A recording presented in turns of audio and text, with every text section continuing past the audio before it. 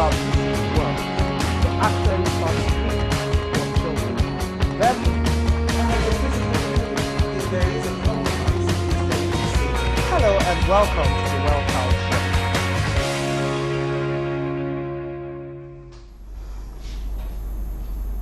Marriage is a beautiful union between two consenting adults. What happens when a marriage involves an adult and an underage person, otherwise known as a child? Welcome to this edition of the Well Child Show with Kemak, brought to you by Global Child Health and Safety Initiative. Thank you for staying with us on the show today. Today on the show, we're looking at the topic, child marriage. We're going to be demystifying the whole concept of child marriage with a view to helping our parents understand the intricacies and the disadvantages of throwing their children into marriages at a young age. I have a video clip that I'd like us to look at and then come back and the Well Child Show continues. Don't go away.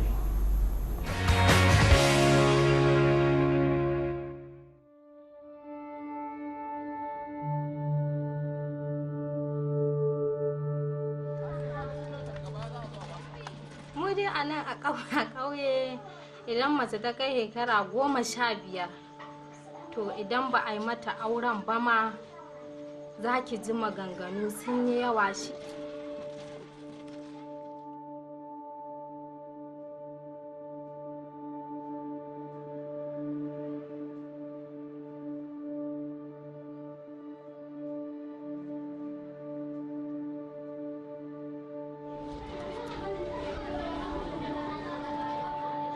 A cikin ƙawayena akwai mutum biyu waɗanda suna ƙanana kuma aka musu aure. Lokacin akwai wacce muna JS2 da kuma wacce muna JS3.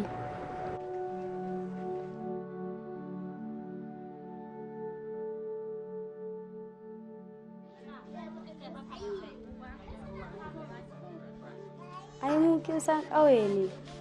In lokacin mu yayi muka data duk za a yi mana aure. Ni ba na makarantar boko he islamiyya da muka fara.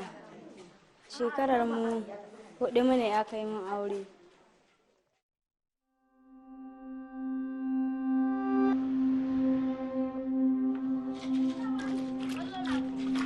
Kuma yana yiwuwa don da ke gare ga wannan lokaci irin auren nan da iyaye ka yi ba a cewa da miji ya san mata ta san miji. Iyaka dai an aura mata ne kawai ra'ayin kansu. Ya gani duk abin da ya mata su sun kasi mata wannan abin shi mata shi. Babu dole da ya rike ta in dai ba sa'a kai ba. To ni dai ban yi sa'an ba.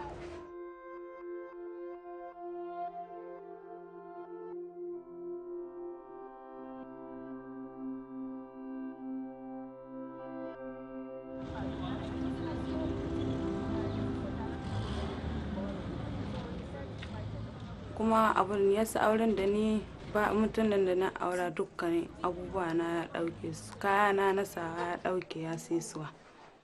Yana kai wata ran har la'asar ban karya ba. Sai da lokacin na uwaye na sun zo sun ka gane ni cikin wani hali sun ka kawo min abinci ni ci. Babu abin da bai ya taɓaci na da turanci. Babu abin da bai ce min. Har mahaifinmu da a ƙasa yana ɓaci ni. Babu abin da bai ce mai.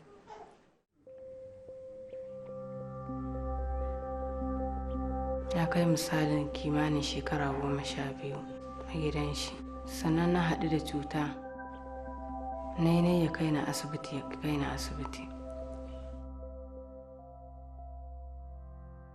Abin da kan faru wani lokaci in kaman karamar yarinya ce wajen haihuwa wato kashinta kwankwasonta na wajen bai kosa ba, to yaro ba zai iya wucewa a sawaƙe ba, sai ya zama ya zance hooked a wurin nan.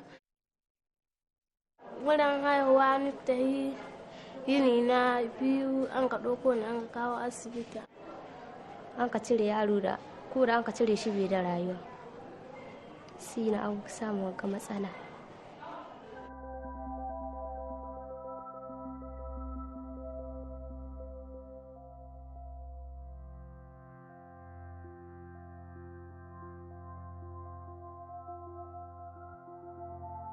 yarinya 12-13 zaka iske cewa tana waje ma tana wasa hakan ga tana primary school su ne ka wasan waye kamata a ce wannan shekaru tana makaranta.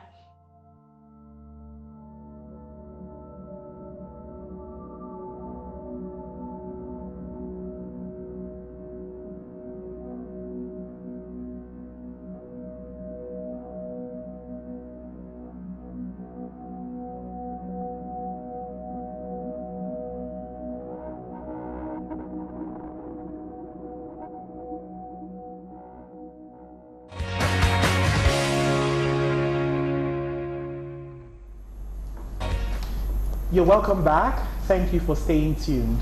And special thanks to the Issa Wali Empowerment Initiative for that editorial compiling the various experiences of young girls who were forced into marriage. It's the Well Child Show, and my name is Kemak Onyenaucheya, your host. Thank you for joining us on today's episode of the show. Like I said earlier, today we're looking at the topic child marriage. And I have a resource person in the studio who is not the first time guest resource person. So join me in welcoming Clare Henshaw. She's a development consultant with almost 15 years experience in social work, particularly in women and girls empowerment and development. She's also the founder of the Girls Inspired Africa Foundation and has led numerous sustainability projects in the private and public sectors. And most recently, she led the Youth Skills Development Project of the Lagos State Employment Trust Fund, funded by the United Nations Development Program, that's the UNDP. Thank you so much, Claire, for coming back on the show. Charles, thank you. I'm so happy to be here again. It's my pleasure. I'm getting familiar with the whole thing, the whole terrain and the whole media thing, and who knows, I just might own a media company. All right. That's the spirit. And lest I forget, happy birthday to you. Yay. 2 days ago was Claire's birthday. You've been a blessing to me, and I know a blessing to the Nigerian child. And I pray that, you know, God will bless you and enlarge your coast. Amen. So, Claire, today we're looking at child marriage. I know this is something that is really passionate to you, but before we delve into the details, I just have a few, you know, staggering statistics that I just want us to run through. So this is gotten by the United Nations, and it's a UNICEF and UN joint, you know, research, and it says that 1/3 of the world's girls are married off before the age of 18. True. That means 1 in 3 girls. Another statistics shows that 1 in 9 girls are married before the age of 15. And yet we have another one that says, if present trends continue, 142 million girls will be married before their 18th birthday over the next decade. That's in the next 10 years. And that's an average of 14.2 million girls each year married off before they become adults. And then another statistic in my research that I found out says that girls living in poor households are more likely to marry before 18 than girls in higher income households. And another one says that girls who are younger than 15 are 5 times more likely to die in childbirth than women in their 20s.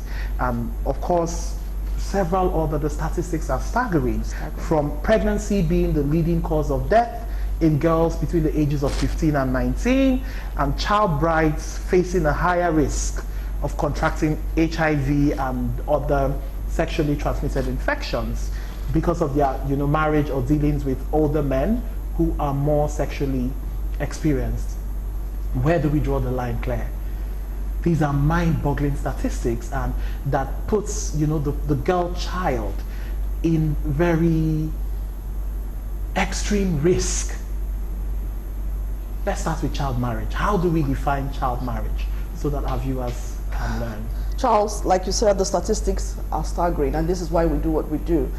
Child marriage is a marriage between a boy and a girl less than 18 years old. Marriages in these cases are either formal or informal, so it doesn't necessarily mean that you have to go through the rituals of marriage. It could just be a verbal confirmation by parents and say, oh, take my bride, take my daughter, take my son, I give them to you, and then there's an exchange of money or significant something. items. Yeah, significant. So the statistics are staggering globally. So the question we keep asking ourselves is that why is this a persistent issue? Why has this not changed? Despite the laws, despite the enactments, despite the act. The truth of the matter is that at the end of the day, it boils down to inequality. It boils down to the fact that young girls, women generally, are seen as second-class citizens. They are seen as properties to be owned and discarded as at when due, especially by, of course, the male, your folks. Right. But we do know that a lot is happening in this space. We also do know that a lot of research has gone into why the issue still persists. We also know that Nigeria as a country is also trying as much as possible to do as much as it can to end the maintenance of child marriage. But the question is, are we doing enough? And this brings us to some of the issues that we're going to be discussing today. I think that without being diplomatic, we know where the predominant issue of child marriage happens. Even though it happens across the world, even though it happens a lot in Nigeria and across all the 36 states in Nigeria, we know that a certain part of the country, which is the northern part of Nigeria, has the highest and the most staggering. That's where it's predominant, true. And this is why the effort that we're putting into sensitization and awareness on child marriage is often geared towards the northern part of Nigeria. And we're hoping that because we have leaders that are enlightened, we are hoping that they can do much more and stop the lip service and start to put in the effort and the sincerity of purpose and will to save young girls in the northern part of Nigeria. So we don't want to just talk about the northern part of Nigeria. We are going to be looking globally, and most is focused in Nigeria and of course Africa as a whole. We have the challenge of young girls being seen as tools in the hands of men. And that is the narrative we are trying to, change and completely reverse. And this is why the SDGs stands as one of the most potent ways we can start to fight it. If everybody's aware of what they can do in their own little corner and in their own little space to begin to change the narrative about gender inequality, about child marriage, about abuse of women and young girls, it will begin to make impact, that will begin to have a ripple effect. Things have been happening, and thanks to the social sector, the NGOs, people like myself and yourself that continue to advocate for fairness and equity for young girls. But it is not enough, because while we have laws that are backing up some of the actions that we can take, these laws are not properly implemented. So it would interest you to know that out of the 36 states in Nigeria, only 23 states are working towards, ensuring that the Child Marriage Act, the Violence Against Women's Act are being enacted. But the 13 states that are not actually doing anything about this are all in the northern part of Nigeria. So they're not doing anything about it. That leads me to a question, like, what exactly, there are certain things that you see or you hear about and you think this is slam dunk, bingo, everyone should get on board and, work together to ensure that these ideas or these projects see the light of day. Now, what exactly would you say, for instance, the Child Marriage Act, some states are not, buying into it. What exactly would you say is the reason why any right-thinking government or group of people would not support something that is obviously aimed at developing the girl child? Sadly, Charles, we are governed by laws, yes, but I think in some parts of Nigeria, like the north, religious beliefs, religious norms, cultural norms often take precedence over the laws of the land. And so people will hide under the guise of marriage and say, under the guise of religion. And say, oh, my religion allows it, my culture permits it. And this is where the biggest work lies for us, because culture and religion has been the biggest hindrance in the work that we do to protect the girl child. And sadly, it is not something that you can fight. You have to be very, very careful how you introduce change in such a context, in such a picture. So the goal would be, how do you send the message across without trying to break people's laws, people's beliefs, or antagonize their personal beliefs? And while we shouldn't take the issue of child marriage for granted, because the risk far outweighs sentiments. We shouldn't be putting sentiments to lives. When it comes to saving lives, saving women, we shouldn't be attaching any sentiments to it. The fact is that what is bad is bad. And over time, if it has been the norm, statistics have shown that more girls are dying as a result of early childbirth. Yeah. More girls are dying as a result of sexual diseases. More girls are dying because they cannot protect themselves from the abuse that they face in marriages. Yeah. When they are married to elderly men who are supposed to be their grandfathers or their fathers. It now behoves us as a people to look deep and sincerely into the situation and say enough of this. How can we empower our people, empower women specifically, and empower girls to speak for themselves, to fight for themselves, and to protect themselves? And we shouldn't leave men out of this narrative, because at the end of the day, they are the ones that are the enforcers of most of the laws. When it comes to religious laws, when it comes to cultural laws, is that from the homes, men are mostly hold the power. And yes, good enough, a lot of things are changing. But the biggest way, the biggest tool that can solve this problem is education. And sadly, most girls in the North are dropping out of school because of early marriages. Yeah.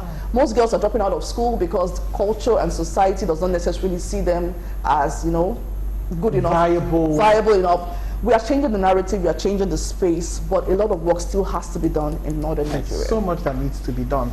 Okay, now you talked a bit about the reason why we see the prevalence of child marriage, talking about culture and religion. Now, can you mention some of, you know, some of the effects, maybe emotional effects or even physical, you know, effects of child marriage on the girl child? I would like to take it from the most obvious effect. Child marriage, of course, ends education for girls to a very large extent. A young girl gets married at the age of 12, 13, you automatically know that that girl probably not see the four walls of a classroom. So education is, the child just basically loses out on life, loses out on economic opportunities, loses out on, you know, ensuring that she's able to take care of herself, make decisions for herself, and basically just live life on her own terms.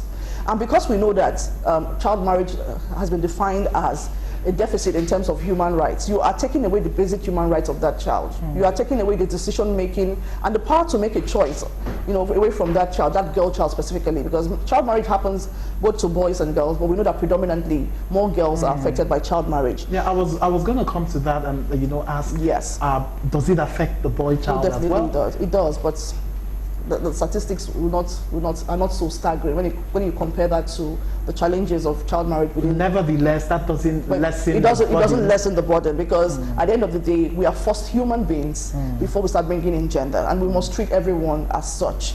Another challenge, challenge of the effects of child marriage, is that the health implication cannot even be measured. Now, as a woman, a grown woman, I had my first child at the age of 31, and I still went through a lot of trauma. I still go through trauma, even though I'm grateful that, yes, I have a child. A lot of people are looking for children, but there's a time and place for that kind of pain, because my body can manage it. Psychologically, I may be able to bear it, even though some women fall into depression. But imagine a 12-year-old child birthing a child. Because certain aspects of her physiology are not yet mature for that kind of responsibility. And the argument for some people is that when a girl starts to menstruate, even at the age of 9, she's a woman. But I beg to differ. The fact that a girl starts to menstruate at the age of 9 doesn't mean that her body is ripe enough to bear a child. And so we have a case of, you know, a young girl birthing a child and then hurting herself totally, internal organs, cases of VVF, obstetric fistula, you name it. Even the risk of, you know, being infected by HIV is even worse, because at that point in time, a girl at that age is still a child and she doesn't understand what is happening to her body. So the concepts of healthcare and all of that is not certainly a priority for her. And even, then, you know, issues of the social responsibilities of being married, raising a family, managing a home. I don't know why this thing still persists, despite the fact that we're in the 21st century. Then poverty. You see, child marriage affects mostly people from poor backgrounds. That is not to say rich people don't also have this challenge, but the dominant figure is that poor people are most likely to fall victims of child marriage, because they're trying to end the immediate poverty within their environment. But sadly, the minute a child is given out to another poor person, you are basically just extending the circle of poverty. And then you are making it now becomes an intergenerational kind of poverty, because a poor person is marrying a poor person and they give birth to another poor person that is certainly not going to go to school.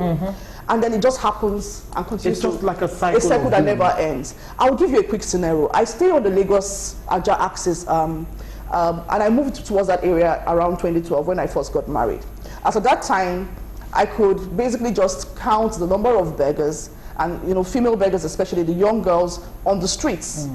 But today, 2019, that number has tripled or quadrupled. Wow. And the painful thing is that you find out that young girls are the leaders of the pack. They are more rampant. They are more young rampant. girls. They are increasing by the number. They are having children, and they are still inside the same level of poverty that they met as children. The question now beholds us: what are we doing about it? Because when I look at that situation, I ask myself, when is this going to end? So imagine if a small pool of people in Aja, in Lekki, along that Lekki are having this kind of like. Each time I go home as well, it's Imagine imagine what people are going through at IDP camps in the north. Imagine what women are going through based on the Boko Haram insurgency, where young girls are kidnapped and taken to the forest, and then they begin to replicate and have children. And you know, the cycle just continues like that, and nothing is being done about this. Wow. And I believe that we can't do enough, but the question is, how sincere are we as a people, as a government? How sincere are we when it comes to trying to change the narrative and trying to put an end to the maintenance of That's a very poignant question. How prepared are we as a people to battle the monster called child marriage and bring it to its knees? We're going to go on a quick break. When I return, the Well Child Show continues. Please stay with us.